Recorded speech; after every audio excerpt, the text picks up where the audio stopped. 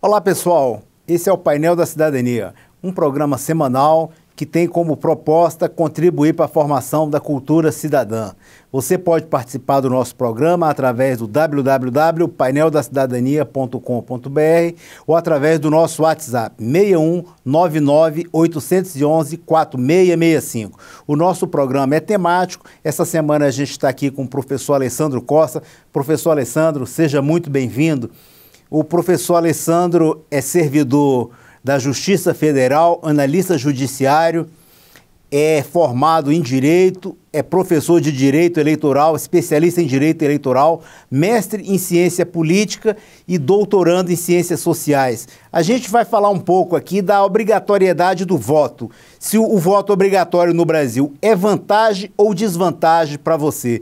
Professor, eu queria saber a sua opinião, o que o senhor acha do voto obrigatório nesse momento de crise? A gente viu aí um recado nas urnas em 2016, que muitas pessoas deixaram de votar, ou deixaram de votar, ou votaram nulo, votaram em branco, se absteve em si, o chamado voto em branco. Como é que a gente pode identificar essa obrigatoriedade do voto no Brasil ainda hoje? Rossi, primeiramente eu quero agradecer o convite, o gentil convite de poder conversar sobre o exercício pleno da cidadania.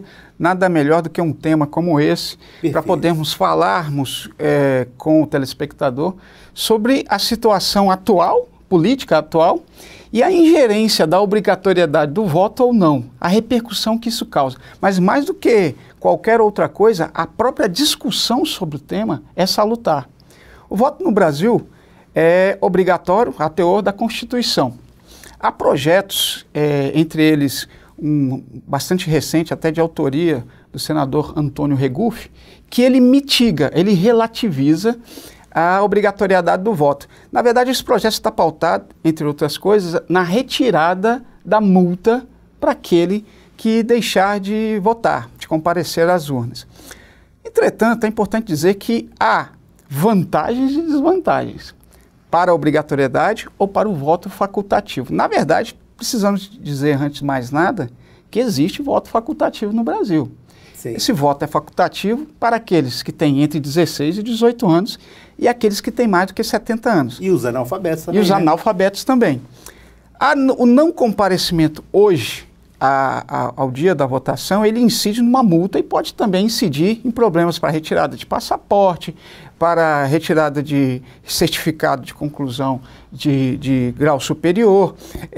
São situações que podem, inclusive a retirada de empréstimos em bancos públicos. Tudo isso são situações que são sanções a partir do não comparecimento às urnas.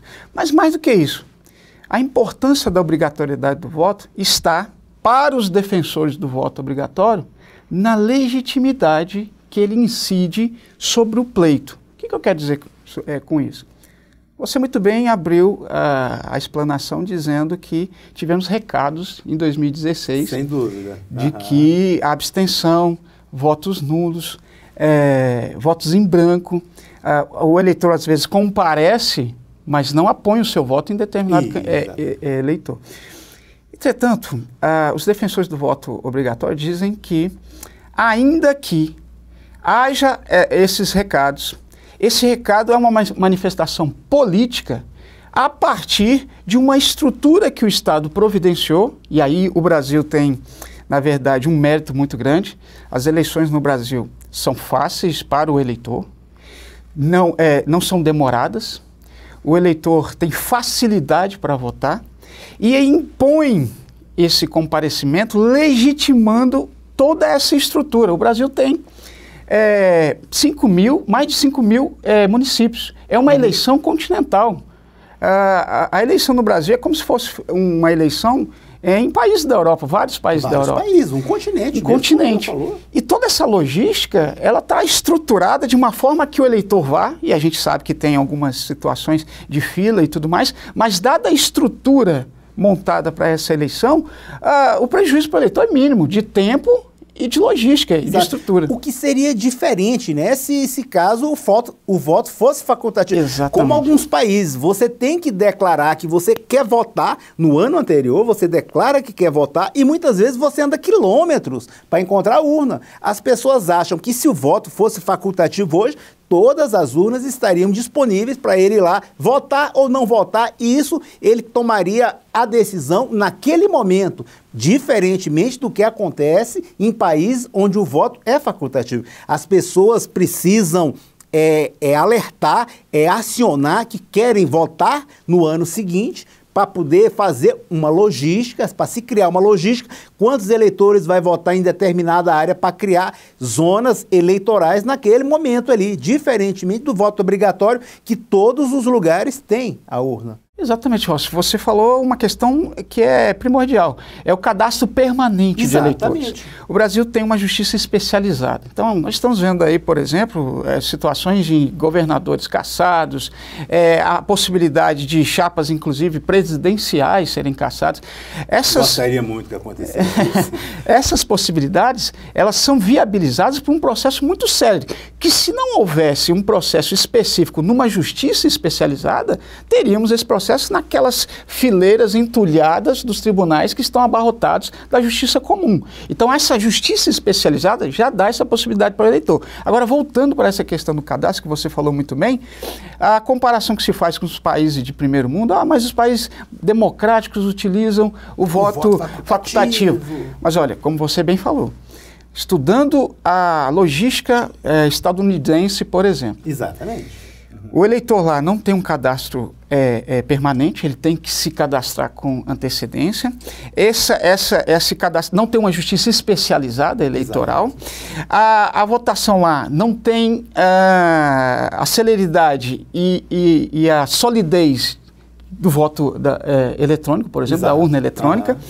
E, principalmente, o voto facultativo nos Estados Unidos tem se mostrado, na verdade, como não inclusivo, mas exclusivo de determinadas vertentes da população. Por exemplo, o Partido Republicano não é interessante para ele, em estados conservadores, que negros, que imigrantes se alistem para votar. Exato. Quanto menos imigrantes, quanto menos negros se alistarem para votar nessas situações, nesses estados conservadores, mais se perpetua a ingerência do Partido Republicano naqueles estados. Então, muito aquém daquela possibilidade que eu considero muito elitista, daqueles que manifestam que o voto facultativo ele daria uma politização maior, ou seja, seria um voto mais qualificado, muito pelo contrário, eu acho essa uma visão muito elitista. Eu também concordo com você, professor Alessandro, porque muitas vezes fala assim, há um país onde a gente tem obrigatoriedade de votar. Como é que a gente pode acreditar num país desse? Como é que a democracia é sólida dessa forma? Pois eu acho que a solidez da democracia está em que seja constante o processo de votação. Nós estamos aí há 30 anos praticamente da redemocratização, né? 29 anos, um período muito curto. Também não sou partidário daquela vertente que simplesmente resume dizendo, olha, o país ainda não está preparado. Não é isso. Exatamente. Então, mas nós estamos caminhando para uma politização mais ampla. A discussão sobre várias questões políticas, ela tem deixado aqueles corpos específicos de pessoas de um nível de escolaridade mais alto e está, por exemplo, pelo seu programa, por exemplo. A partir de discussões como essa, o cidadão comum ele é convocado a participar. Olha só, o índice de abstenção das últimas eleições foi em torno de 15% a 17%. Ok, o que isso significa? É importante esse dado? Mas nós somos um país com quase 200 milhões de cidadãos, mais de 150 milhões de eleitores, que consegue levar o eleitor a manifestar a sua vontade política sem muita dificuldade e com eleições limpas, na medida em que ações, em que previsões legais, em que instrumentos possam ser utilizados depois contra aqueles candidatos que agiram de forma irregular. O O que eu estou dizendo não é que a eleição no Brasil é a eleição de pessoas que não abusam de poder econômico, de abusam de poder político. Não é isso. É que nós criamos mecanismos para coibir isso. Mas é preciso, Rossi, como você colocou aí, não só a mudança na lei, mas a participação popular. Das pessoas. Exatamente. Exato. Inclusive na fiscalização do processo eleitoral. Eu tenho falado isso em todos os fóruns que eu tenho ido. É preciso utilizar das mídias, dos fóruns em que estamos, para convocar o cidadão a participar de forma ativa, não só no voto, mas, por exemplo, eleições passadas, a Justiça Eleitoral disponibilizou aplicativos, já tentando se modernizar, tentando utilizar, inclusive, o jovem, né, antenado com essas atualizações, e foram desenvolvidos aplicativos que era o seguinte, o eleitor baixava, chamava Pardal, e no município dele, se houvesse uma propaganda irregular, por exemplo, propaganda em cavalete, que agora não é mais permitido, o cidadão pegava o seu aplicativo, tirava uma foto, encaminhava para um e-mail do Ministério Público Eleitoral, não precisava nem de identificação, e relatava, ó, na rua tal tem uma propaganda irregular. E aí o Ministério Público, se verificasse realmente aquela irregularidade, poderia apresentar representações contra aquele partido. Então, é um exemplo de que o eleitor, o cidadão, passa a ser figura predominante. Olha, eu não quero mais esse tipo de candidato, então eu vou lutar contra ele, porque eu sou um fiscal e eu quero melhorias para o meu município. Professor Alessandro, a gente vem conversando aí, uma outra questão que as pessoas comentam na rua também é com relação a essa questão da obrigatoriedade do voto em relação à venda de voto. No Brasil a gente conhece bastante casos de compra de voto, compra de forma bem explícita. A pessoa chegar com dinheiro na hora da votação e a pessoa votar. No caso do voto vir a ser facultativo, dificultaria um pouco mais e valorizaria um pouco mais o valor do voto. Como é que a gente vê essa questão hoje, nos dias de hoje, né? Porque uma coisa seria você tirar o camarada da fila do voto e comprar outra, comprar o voto dele. E uma outra coisa seria você tirar o camarada de curtir o feriado, curtir o domingão com a família, ir para o Rio e para a cervejada.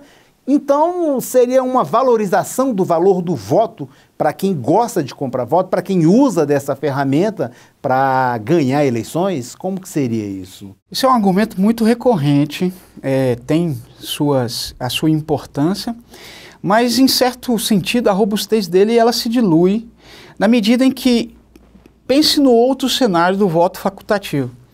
Os partidos teriam interesse em determinada camada da população que pode ou não ir às urnas, que ela vá. Então, por outro lado, diametralmente oposto, o voto facultativo pode incrementar a compra de votos.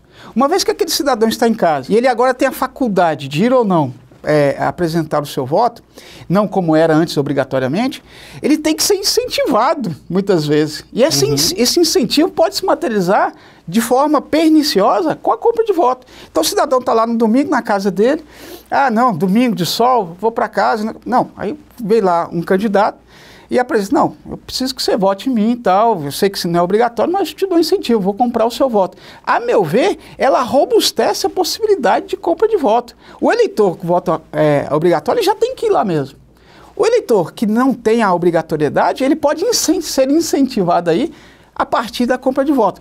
É óbvio que em ambos os cenários, esse crime eleitoral, ele infelizmente, ele não saiu ainda no nosso cenário eleitoral.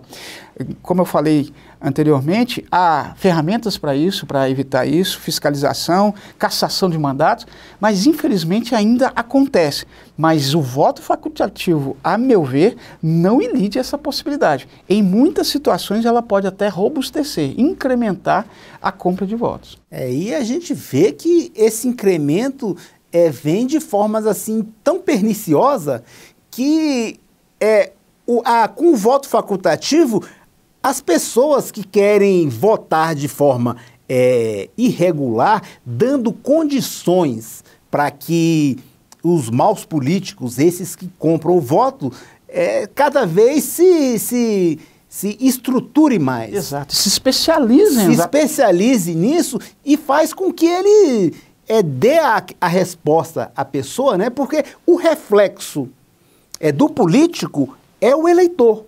O eleitor que vende aquele voto, seja em troca de uma dentadura, em troca de uma botina, em troca de um exame na saúde pública, ele está dando condição para esse político fazer da mesma forma. Ganhar uma bola para votar numa emenda. Dessa vez a gente viu o Congresso aí trabalhando de forma perniciosa, usando esse adjetivo que você usou, professor, de forma perniciosa, seja pró ou contra o impeachment da presidente Dilma, a gente viu o Congresso trabalhar de uma forma que a gente nunca viu. Hoje o presidente Temer tem uma certa gordura, tem uma condição de governabilidade, mas devido ao que ele tem, o Congresso que ele tem nas mãos, ele tem condição hoje de aprovar esses malefícios, essa reforma, esse pacote de maldade, seja da Previdência, seja a reforma trabalhista e outras coisas mais. Então, esses congressistas que aí estão, muitos deles utilizaram de caixa 2 e outras formas de conseguir estar no poder. E como é que a gente poderia, dentro do voto, fazer com que isso seja reduzido e até acabado? Rossi, você tocou numa situação importantíssima. Esse ciclo vicioso de compra de voto, de troca absolutamente ilegal de favores para alcançar os seus objetivos, o eleitor recebe dinheiro, o candidato é eleito. Isso repercute nas casas legislativas. Então começa na origem, o candidato com o voto a voto ali com seu próprio eleitor, essa troca irregular, e ela se repete na Câmara Legislativa, e muitas vezes troca de favores através de determinados favores. Agora, como evitar isso? Bom, a simples modificação na lei, para mim, não é o suficiente. Veja o caso, por exemplo, da impossibilidade de pessoas jurídicas doarem nas últimas eleições. Acabou com o Caixa 2? É óbvio que não. Não, precisamos entender que não, pelo contrário. Aumentou o Caixa 2 e pessoas com dinheiro completamente irregular, traficante, contrabandista, financiando campanha política. A gente viu aí a força do PCC. Ou seja, no Congresso Nacional. De certa forma, a institucionalização do Caixa 2, porque o Caixa 2 não existe quando tem uma lei regulamentando a doação daquele ente. Como não tem mais a possibilidade daquele ente doar, ele institucionaliza a doação fora da prestação de contas, como você acabou de dizer. O meu medo é que o voto facultativo, que muitos acham que é a cura para todos os males, ele na verdade se mostre como uma institucionalização, a especialização daqueles maus políticos, como você mencionou, cuidando para aquela parcela da população agora que vai ser cliente desse candidato. Opa, agora eu tenho uma parcela da população aqui que não quer votar, mas eu tenho como incentivá-lo a votar, eu tenho como levá-los à urna, institucionalizando uma máfia de compra de votos, que, a meu ver, vai ser muito mais difícil de se evitar. A solução, a meu ver, e o professor Rossi há de concordar comigo, porque é também uma pessoa muito preocupada com essa situação, é a educação. É a educação da cidadania, é a educação do eleitor. Perceba, Rossi, mudaram a lei para facilitar o ingresso de mulheres nas eleições. O partido agora tem que colocar pelo menos 30% de cada gênero. Mas aí o que acontece? Isso foi a lei. Aí o partido fala, eu tenho que seguir a lei, senão todos os meus candidatos vão ser impugnados, se eu não tiver pelo menos 30% de mulheres. Então, vou seguir a lei, eu vou colocar 30%. Mas ele coloca as candidaturas fake, chamada com candidatura fake, abandona. Figurativo. Né? Nem o voto dela tem, não. Nem a própria, muitos aí, eu tive, inclusive, recentemente, em debates quanto a isso. Nem mesmo a própria pessoa sabe, e muitas vezes nem mesmo a candidata sabia que era candidata. O partido pega um cadastro e indica só para cumprir a cota. Então, quer dizer, o efeito da lei não resolveu no partido. Sabe por quê? Porque a cultura partidária não mudou. Então é preciso mudar a cultura do eleitor. É preciso informá-lo, dar cada vez mais instrumentos. Olha, ok, você vai receber agora, como você falou, um exame aqui, uma dentadura e tal, mas o seu município, você vai sempre precisar dessa dentadura. Você vai sempre precisar desses favores. É preciso que você mude esse cenário. É preciso que você valorize o seu voto. Saber que trocar o seu voto por favores, esse seu candidato que está te dando esse favor não é um bom gestor. É preciso uma educação. É difícil? É. É a longo prazo? É. Mas é preciso fazer isso. A Justiça Eleitoral, por exemplo, agora está, desde do início do mês, ela está veiculando propaganda, chamando o eleitor a ser fiscal. Uma coisa que nunca foi feito antes. Olha que incrível. Uma coisa que a gente sempre discute, uma coisa que a gente sempre tem falado, mas que agora é que vem a ser institucionalizado. Olha, a Justiça Eleitoral chamando o cidadão para dizer, olha como você pode fiscalizar as eleições. Exatamente. Então, acho que é por aí. A propaganda da Justiça Eleitoral está muito bem incrementada, muito bem feita. Ela fala que as pessoas devem votar e cobrar das pessoas que elas votaram, nos prefeitos que foram eleitos agora em 2016, o serviço que elas prometeram e participar da vida ativa. Professor, a gente tem o Fala nas Ruas, as pessoas comentaram a respeito do voto obrigatório, sobre se é vantagem, desvantagem. Veja um pouquinho a posição do pessoal. Eu acho que é desvantagem. Por quê? Eu acho que é livre, vota quem quiser. É vantagem, né? Todo voto tem que ser obrigatório, até porque cada um tem que participar do que está acontecendo no país, né? Eu acho que é para mostrar que a gente está insatisfeito, então não devia ser obrigatório, devia ser facultativo. Eu acredito ser uma desvantagem. Talvez se nós não tivéssemos obrigação de votar, a gente votasse mais consciente. Olha, na verdade, não há como aferir com precisão a vantagem ou desvantagem. O que nós precisamos é que o eleitor ele seja melhor instruído, a fim de que, capacitado com a melhor instrução da escolha, ele possa efetivamente entender o valor do voto.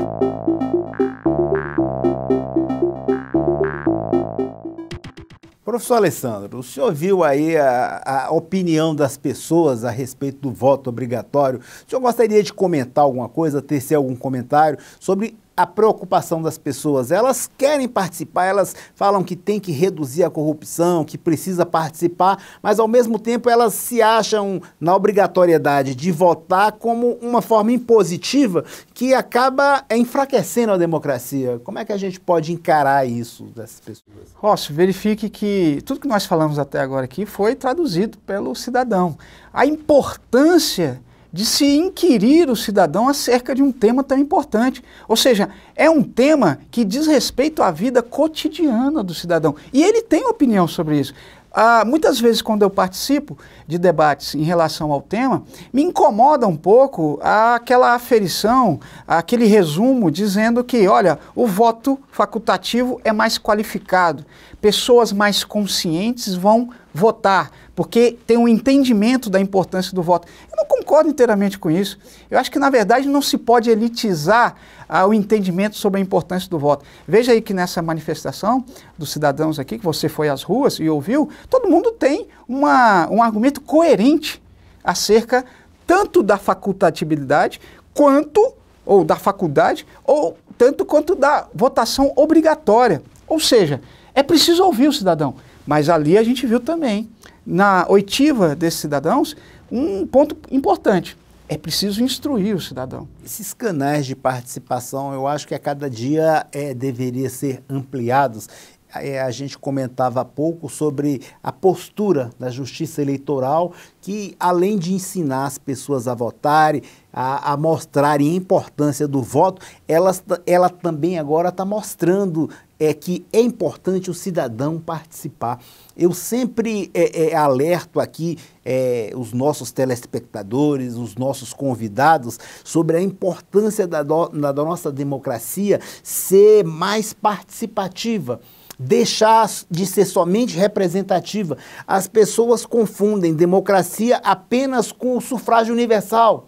Exato. E eu contesto isso. Não pode, só porque a pessoa tem direito, todo mundo tem direito ao voto, que a gente vive numa democracia plena.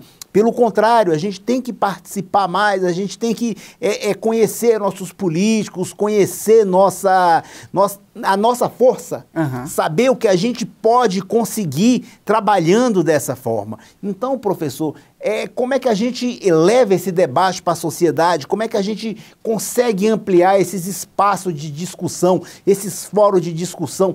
Eu vejo o senhor, além de ser um servidor da Justiça Eleitoral, tem um trabalho excelente.